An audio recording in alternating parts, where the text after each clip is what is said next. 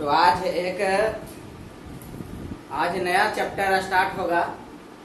हालांकि चैप्टर तो स्टार्ट कब से ही हो चुका है, लेकिन आज जो मेन टॉपिक है, जो चैप्टर है अवकलज का अनुप्रयोग, उनके अंतर्गत जो टॉपिक है, एक टॉपिक खत्म हो गया। वो कौन है? राशियों के परिवर्तन की दर। और दूसरा टॉपिक कौन स्टार्ट होगा? वर्धमान और हर्षमान। क्या होगा स्टार्ट? वर्धमान और हर्षमान। तो सबसे पहले सभी विद्यार्थी लोग अपना कॉपी खोल लें और स्टार मार के लिखे वर्धमान और हर्षमान, और उसके नीचे में लिखें इंक्रीजिंग एंड डिक्रीजिंग। ठीक है, कॉपी में लिखिए। क्या लिखेंगे? लिखेंगे वर्धमान और ह्रासमान फलन। अब बहुत सा विद्यार्थी के सोच होगा कि सर जी बोर्डवा पर पहले काहे लिख दिए हैं। तो बकलोलन से कह देना चाहते हैं कि बोर्ड पर नहीं लिखेंगे न बकलोला, तो उल्टा पुल्टा हो जाएगा।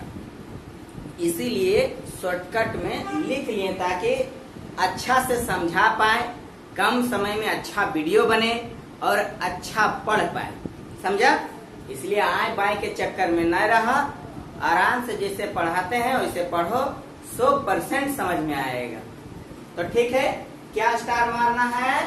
वर्धमान और हर्षमान फलन। इंग्लिश में क्या लिखेगा? Increasing and decreasing. Increasing and क्या लिखेगा? डिक्रीजिंग। फिर से चला स्टार क्या हमारा? वर्धमान और हर्षमान फलन। वर्धमान और हर्षमान फलन। इंग्लिश में क्या? Increasing and decreasing. INCREASING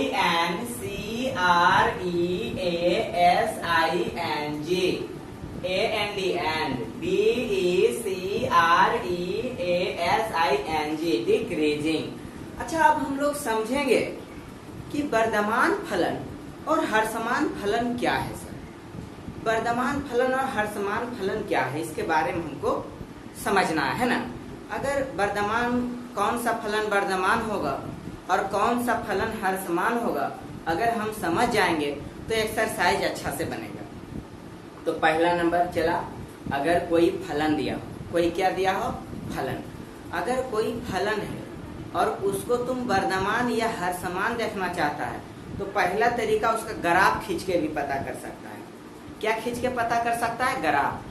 graph खींचेंगे तो ही पता चलेगा। तो ठीक है, हम एकागो फंक्शन अपना मर्जी से मान लेते हैं और बताते हैं। चलो हम मान लेते हैं, माना कि y बराबर मान लेते हैं x²। एक फलन है, एक क्या है? चला फलन है, ऐसा मैथ हम मान लिए। y बराबर x² एक फलन है, और हमको क्या इसमें देखना है कि यह फलन वर्धमान होगा कि हर्षमान होगा।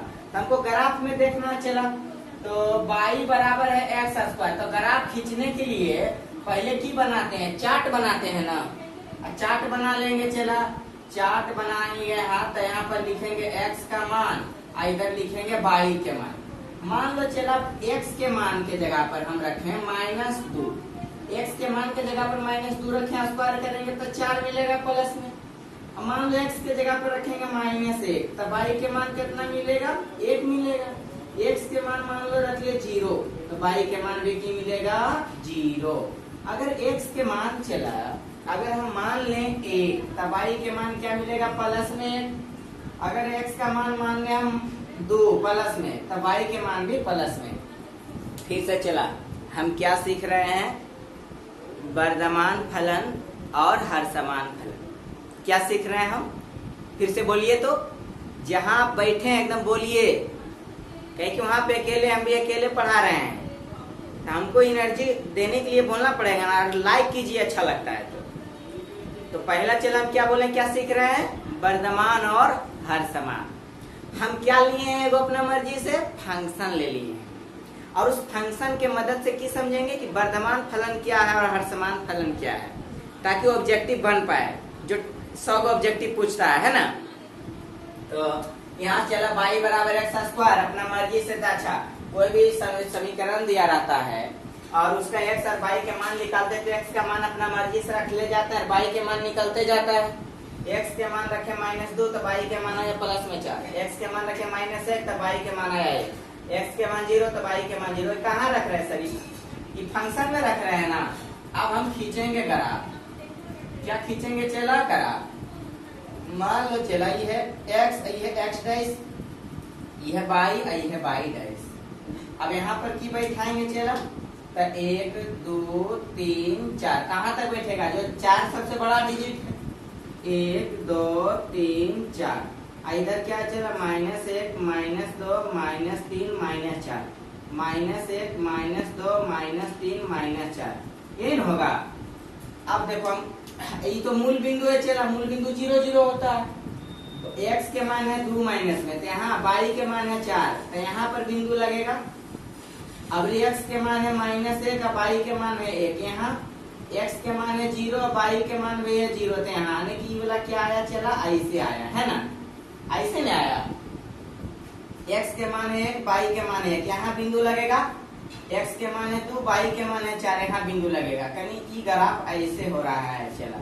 अच्छा चला, यहाँ से दिमाग लगाओ कि ई बिंदु पर x के मान क्या था, 1 है। अच्छा ई बिंदु पर x के मान क्या है, 2 है। अच्छा यहाँ पर y के मान क्या चला, 1। अगर ई सामने y के मान क्या है, 1। अच्छा ई सामने y के मान क्या है चला, तो है 4। यहाँ से की सीखा, यहाँ पर देख रहे x बराबर 1, तब y बराबर क्या उत्तर निकल रहा है चला, 1 निकल रहा है। x बराबर 2, तब y बराबर क्या निकल रहा है, 4। तो क्या समझ में आया, तो तुम समझा कि x के मान अगर तुम बढ़ा रहा है तो y के मान भी की हो रहा है, बढ़ रहा है। फिर से क्या बोलना चाहे हम, यह इंपॉर्टेंट पॉइंट है समझे के लिए। ये ग्राफ से हम सीखे कि सर जी x के मान बढ़ रहा है तो y के मान भी की हो रहा है, बढ़ रहा है। अगर कोई फलन में x के मान बढ़ रहा है और x के मान बढ़े से y के भी मान बढ़ रहा है, तो वह कैसा फलन होगा, वर्धमान फलन होगा। कैसा फलन होगा, वर्धमान फलन होगा। आपको ऑब्जेक्टिव में पूछेगा कि बताइए x के मान बढ़े से y के मान बढ़ रहा है तो कौन सा फलन होगा, वर्धमान फलन होगा, हर्षमान फलन होगा, या वर्धमान हर्षमान दोनों होगा, या इनमें से कोई नहीं। तो कौन मारोगे, वर्धमान फलन मारोगे। तो चला यहाँ हम देखें कि x के मान 0 से बड़ा हो रहा है, x के मान 0 से बड़ा, तो y के मान भी क्या आ रहा है, 0 से बड़ा आ रहा है। फिर से चला हम इसमें पहला केस नंबर 1 लिखेंगे, x के मान बढ़ने पर y का भी मान बढ़ता है तो यह फलन वर्धमान फलन, यह फलन y बराबर एक्स स्क्वायर एक वर्धमान फलन होगा, वर्धमान फलन होगा। एकदम लिख लो। चला पहला केस में क्या सीखे ग्राफ से कि x के मान बढ़ने पर y का भी मान क्या हो रहा है, बढ़ रहा है। x के मान बढ़ने पर y का भी मान बढ़ता है तो यह फलन कैसा फलन होगा, वर्धमान फलन होगा। पहला चीज सीखा। अगर आपसे कोई फंक्शन दे दे, अब बोले कि फलन हर समान है कि वर्धमान, तो ग्राफ मेथड से आप बना दोगे। अगर x के मान बढ़े से y के भी मान बढ़ेगा तो वर्धमान फलन होगा। अगर हम इधर चेक करते हैं तब दूसरा केस नंबर 2, इधर देखो, इधर -1 यहाँ है, चला -2 यहाँ है, -3 यहाँ है, ओकर मतलब x के मान घटते जा रहा है। x के मान की होते जा रहा है, इधर x के मान की होते जा रहा था, बढ़ते जा रहा था, इधर x के मान की होते जा रहा है, x के मान की होते जा रहा है, इधर घटते जा रहा है ना, इधर में x के मान बढ़ रहा था। ई क्वाड्रेंट में देखें कि x के मान, ई वाला लाइन पे देखें कि x के मान बढ़ रहा है तब y के मान भी बढ़ रहा है, लेकिन इधर देखो x के मान है -1 तब y के मान +1, x के मान है 2 तब y के मान है 4। एकर मतलब x का मान घटने पर, x का मान घटने पर y के मान बढ़ रहा है, उल्टा हो रहा है। अगर x के मान घटे से y के मान बढ़ रहा है तो वह फलन वर्धमान नहीं होगा, क्या होगा, हर समान होगा।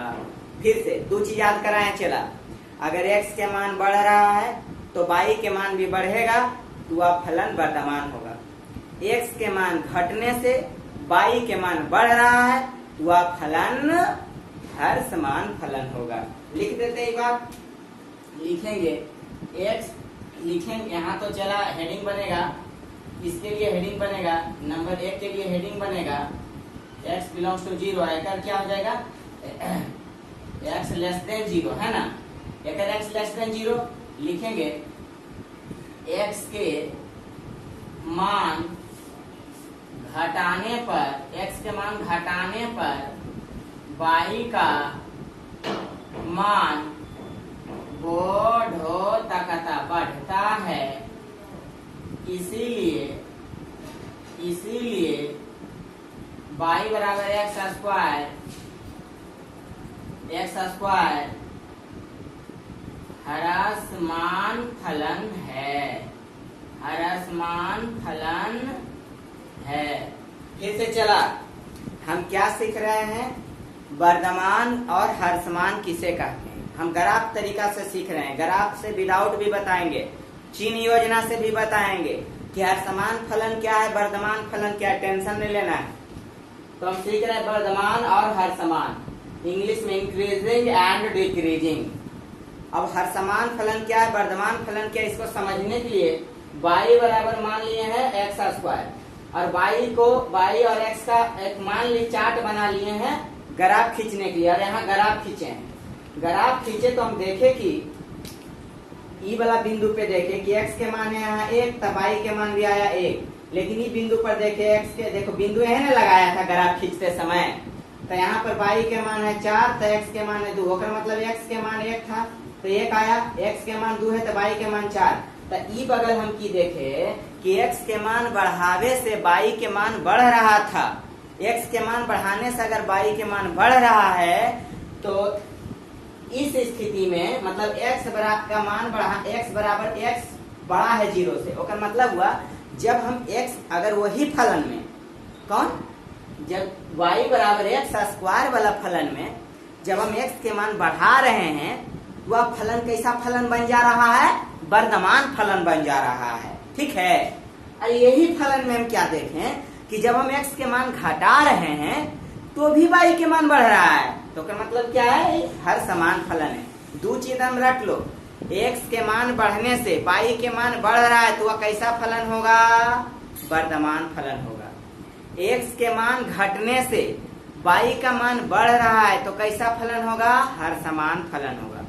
फिर एक पॉइंट में एक बार नोट बना के लिख लो, हम यहाँ लिखेंगे नहीं, अगर x के मान बढ़ने से या x के मान बढ़ने से y के मान घट रहा है तब वो कैसा फलन होगा, हर समान फलन होगा। लिख लेना ये बात को एकदम। तीसरा केस में लिखना, फिर से पहला केस, अगर x के मान हम बढ़ा रहे हैं सर जी तो y का मान भी की हो रहा है, बढ़ रहा है, तो फलन कैसा होगा, वर्धमान फलन होगा, ये तो लिख लिया।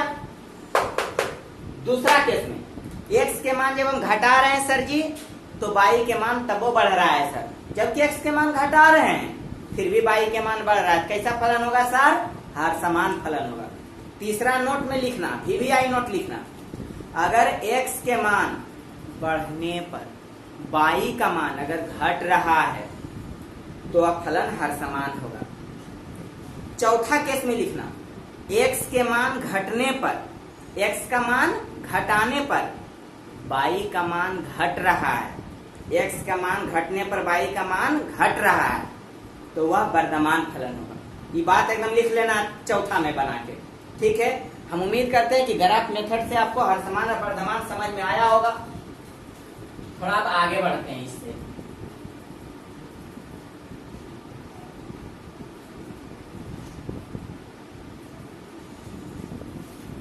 थोड़ा स्पेशल स्टार मारिए। वर्धमान फलन इंग्लिश में क्या लिखेगा? इंक्रीजिंग फंक्शन, इंक्रीजिंग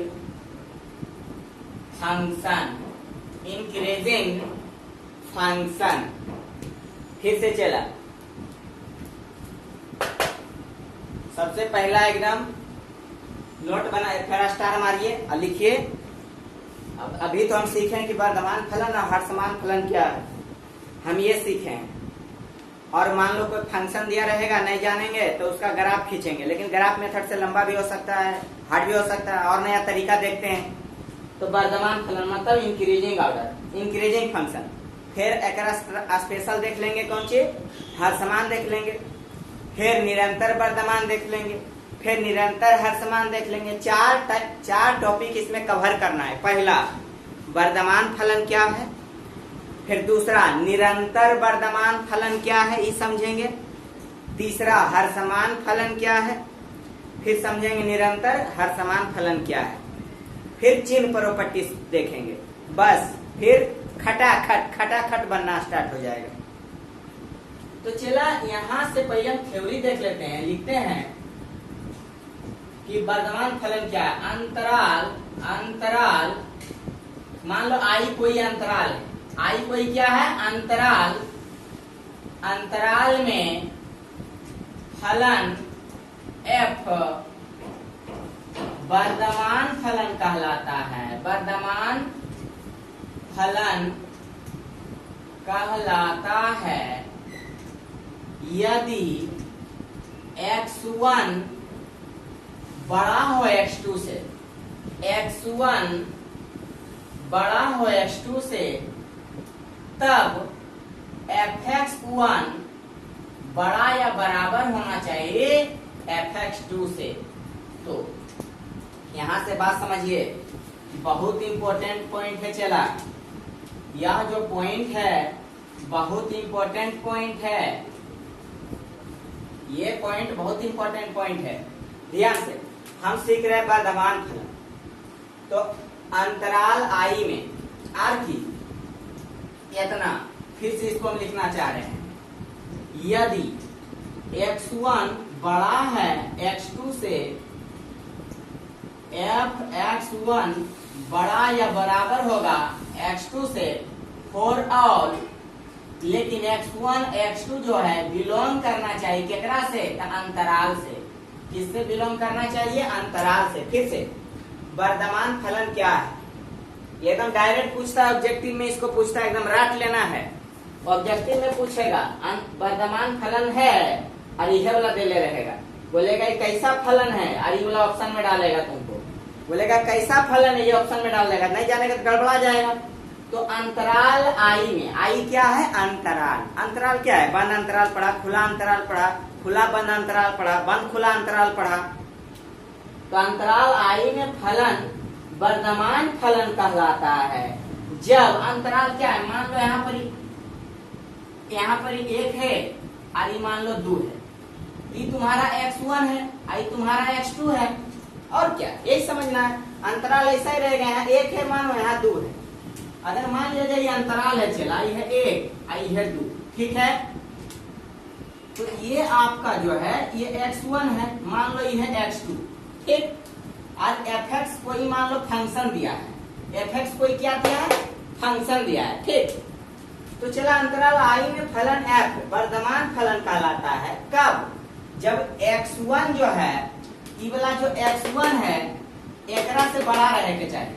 x1 किससे बड़ा रहना चाहिए? x2 से बड़ा रहना चाहिए। लेकिन यहाँ पर है नहीं, कि वर्धमान फलन कब होगा? जब यहाँ 2 डालेंगे, आयत डालेंगे तब। अब देखो x1 x2 से बड़ा है कि नहीं? x2 के मान कितना है? 1 x1 के मान कितना है 2, यानी कि x1 बड़ा है किससे x2 से। तब अब ई वाला 2 जो है ना, ई वाला फलन में रखेंगे, यहाँ पर रखेंगे x के जगह पर। मान लो fx बराबर में देले रहेगा x square plus 2x plus 2 देले रहेगा। अब ई वाला 2 के मान रखेंगे, मान लो ऐसे। अब 2 के मान यहाँ रखे, आ गया 4, ठीक। 2 के मान रखे, आ गया 4। मान लो फिर एकरा में अबरी x2 के मान रखेंगे यहाँ पर, तो x1 के मान आ गया मान लो 3। तो यहाँ से की देखें, यहाँ से मिला कि x1 तो सही में बड़ा है x2 से, अंतराल से देखेंगे तो x1 बड़ा है x2 से। फिर क्या हम पाए हैं कि x1 के मान है यहाँ पर 2, तो यहाँ पर 2 रखे सर जी, तो मान बड़ा आया। मान क्या आया बड़ा, केकरा से f1 से आया। तो ये कैसा फलन होगा, ये फलन होगा वर्धमान फलन होगा। कैसा फलन होगा, वर्धमान फलन होगा। अगर मान लो सर जी कि यहाँ पर 4 आया, यहाँ पर 4 आ जाता, तब की दिक्कत है, 4 आ जाता, ये दोनों बरोबर हो जाता। ये तो लिखिए न दिए हैं पर, देखो यहाँ पर यहाँ तो आप लिखिए दिए हो कि जब अगर वर्धमान फलन होगा कब, अगर कोई भी अंतराल में वर्धमान फलन होगा कब, जब x1 बड़ा होगा x2 से, और x1 के मान फलन में बैठाएंगे और x2 के मान भी फलन में बैठाएंगे, तो x1 के मान x2 के मान से बड़ा होना चाहिए या बरोबर होना चाहिए। बड़ा होना चाहिए या क्या होना चाहिए, बरोबर होना चाहिए। तो क्या कहलाएगा, वर्धमान फलन कहलाएगा। समझ में आया होगा क्या, कि ग्राफ से बता दे, ग्राफ से कल सीखेगा, ऐसे आसान है। फिर से चला, वर्धमान फलन क्या है ना, अंतराल में सीखना है। अंतराल आई में, अंतराल आई में फलन, अंतराल आई में फलन वर्धमान फलन कहलाता है कब, जब x1 बड़ा होना चाहिए x2 से, x1 बड़ा किससे x2 से, और x1 बड़ा होना चाहिए। x1 क्या है सर, x2 क्या है, अरे पगलवा, ये अंतराल में दे ले रहा तो 5, ऐसे दे ले रहा तो 3, तो ये वाला तो हो गए x1, ये वाला की हो गया x2। तो x1 बड़ा होना चाहिए केकरा से, x2 से होना चाहिए बड़ा। दूसरा बात, अब ये वाला मान कहाँ रखेंगे, x1 के मान, तो मान लो fx बराबर तो कुछ तो देले रहेगा, x square plus 2x plus 3 देले रहेगा, कहीं भी देले रहेगा। अब तुम यहाँ रखोगे 5, अब मान लो यहाँ पर 5 रखा, इधरों 5 के स्क्वायर ऐसे किया, कुछ भी 5 रख के मान लो इधरों हल किया कुल्हे, तो मान लो इधर मान आ गया 10, ऐसे मान लेते हैं, कोई दिक्कत। फिर उसी प्रकार अभी fx1 निकाल लिए समझो। अभी x2 का मान है 3, तो यहाँ मान लो 3 रख दिए, यह वाला फलन में, यह फलन में रखेंगे। अब मान लो यहाँ पर आ गया 7, तो क्या क्या तुम निष्कर्ष देखा, पहला कंडीशन क्या देखा कि x1 जो है बड़ा है केकरा से, x2 से। x1 देने मुँह खोल दिए और x2 देने मुँह बंद कर लिए। दूसरी बात, फिर क्या देखा कि x1 के मान क्या है यहाँ 5, तो 5 के मान कितना आया 10, 7 से बड़ा है 10, तो यहाँ पर हो जाएगा x5 बड़ा है केकरा से, f3 से। तो का मतलब ये कैसा फलन है, वर्धमान फलन है। कैसा फलन है, वर्धमान। तो इतना नहीं समझना है, सीधे याद रखना है ऑब्जेक्टिव के दृष्टिकोण से कि कोई भी अंतराल दे ले रहेगा, वो अंतराल में जो पहला रहता है इसे a कहते हैं, इसे b कहते हैं। a को x1 बोला जाता है, b को x2 बोला जाता है। तो x1 हमेशा बड़ा रहेगा x2 से।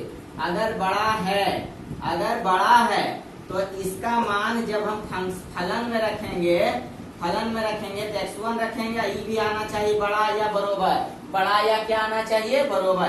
केकरा से, x2 से आना चाहिए। अगर ऐसा कंडीशन फॉलो कर रहा है वह अंतराल में, ऐसा कंडीशन अगर वह फंक्शन फॉलो कर रहा है, यह फलन कैसा फलन कहलाएगा, वर्धमान फलन। अगर आप घर जा रहे हैं और आपसे पूछा कौन सा चैप्टर चल रहा है, तो बोलेंगे अवकलन का अनुप्रयोग, तो बोलेगा अवकलन के अनुप्रयोग में कौची रे, तो बोलेंगे वर्धमान और हर समान। तो बोलेगा कि वर्धमान फलन किसे कहते हैं बताओ तो, तो पहले तो बोलेंगे कि x के मान बढ़े से वैसा फलन जिसमें x के मान बढ़े से y के मान बढ़ रहा है तो वह फलन वर्धमान फलन होगा। फिर उसको बोलेंगे कि x के मान बढ़े से अगर गलती से y के मान अगर घट रहा है तो वह हर समान फलन होगा। फिर बोलेंगे x के मान घटे से अगर y के मान घट रहा है तो भी वर्धमान फलन होगा। फिर बोलेंगे x के मान घटे से अगर y के मान बढ़ रहा है तो वह हर समान फलन होगा। ओकरा फिर बोलेंगे अगर कोई अंतराल दिया है, अगर कोई अंतराल दिया है, अंतराल में x1 और x2 रहता है, पहला x1 रहता है x2 रहता है, तो x1 x2 से बड़ा है। अगर x1 x2 से बड़ा है तो x1 के मान फलन में रखेंगे और उसका जो उत्तर आएगा वो भी बड़ा आना चाहिए। क्या कर अपेक्षा? x2 के मान जो फलन में रखेंगे वो कर अपेक्षा। समझ में आया? पक्का आया होगा। तो चला एकरा एजा वाला मान की कहते, पहला तो ई वाला ई दोनों देखेंगे, a हमेशा b से बड़ा होना चाहिए, यानी कि a हमेशा b से क्यों होना चाहिए बड़ा, तो हम समझेंगे x1 बड़ा है x2 से समझेंगे। दूसरी बात, a के मान हम फलन में बैठाएंगे। चला मान लो कोई भी फलन दे ले रहेगा, अगर ई मान यहाँ अगर x1 के मान बड़ा है तो यहाँ पर भी मान बड़ा आएगा, कुछ ना कुछ बड़ा आएगा।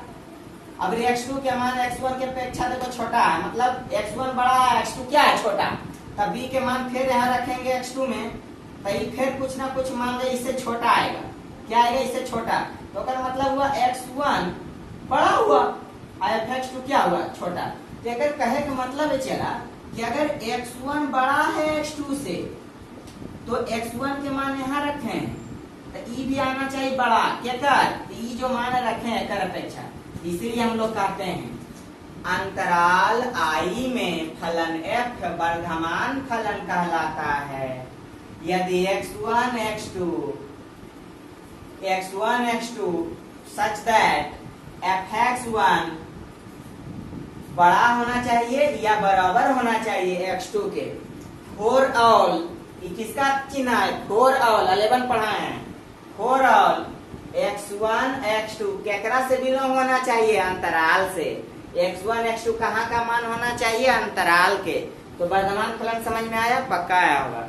अब ये स्टार मारिए, थोड़ा सा इसमें दो कंडीशन लिखिए, थोड़ा ग्राफ से भी समझ लीजिए तो ज्यादा समझ में आएगा।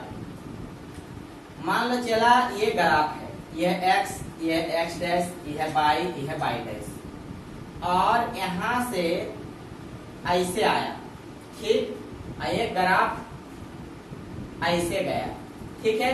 उससे करते लिखते रहेंगे, लिख देते हैं। चलो यहाँ से की देख रहे चला, इस बिंदु पर x1 है, इस बिंदु पर x2 है। अच्छा, ये y के मान क्या है? यहाँ पर 1 है y बराबर, आई भी y बराबर क्या है? 1 है कि नहीं? नहीं है। तो पहला कंडीशन में क्या है चला कि 2 बड़ा है, ये वाला 2 क्या है? बड़ा है। केकरा से? 1 से बड़ा है ना। फिर भी बड़ा है तो f बड़ा है तो 2 का मान क्या आया है? f2 क्या है? f फिर से, यानी कि x बराबर यहाँ पर क्या है? 2 है, x बराबर क्या है? 1 है। लेकिन 2 तो बड़ा है चला, केकरा से? 1 से। फिर भी इस 2 का मान क्या आया है? अगर यही वाला 2 के मान फलन में रखेंगे तो y के मान निकलेगा 1। अच्छा, इहो वाला 1 के मान अगर यही फलन में रखेंगे तब वो y के मान 1 आ रहा है ग्राफ से। कहता मतलब f2 बराबर क्या है? f1। कहे का मतलब चला है कि x1 अगर x2 से बड़ा है, कहे का मतलब x1 x2 से बड़ा है तो fx1 अगर बराबर है fx2 के, fx1 fx2 के बराबर है तो फलन क्या होगा? वर्धमान होगा। फलन वर्धमान होगा। फलन क्या होगा? वर्धमान होगा। अभी देखो ऊपर में बताए हैं कि x1 बड़ा रहे x2 के, अगर x1 fx1 अगर fx2 के बराबर रहेगा तब वो वर्धमाने होगा। अब बड़ा अगर fx1 fx2 से बड़ा रहेगा तब वो वर्धमाने होगा। दूसरा बात चला, तो यहाँ तक ले तो समझ ही गया तुम। अब आगे इसको मिटा लेते हैं। और स्टार मारो,